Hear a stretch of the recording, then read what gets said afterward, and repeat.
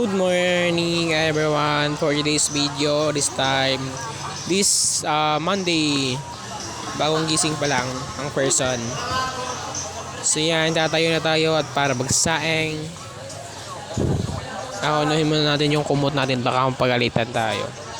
So ayan, paglabas ko sa bahay, pagtingin ko sa bintana sa taas, yun, second floor kasi yung bahay namin. At saka kitang-taka ako kahit umagang-umaga na naka-open to yung Christmas light natin. At sa ngayon, kumuha na ako ng kaldero para magsaing. Ayan, skip forward na tayo guys. Nakasaing na ako. At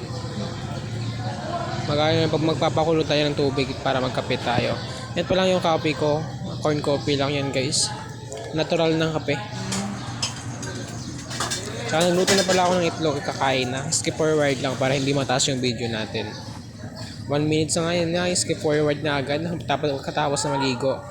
Tapos maligo, nag-type ako kasi Monday. Yan na. Okay lang ba yung outfit ko guys? Thank you so much for supporting me guys ha. Bye bye, see you.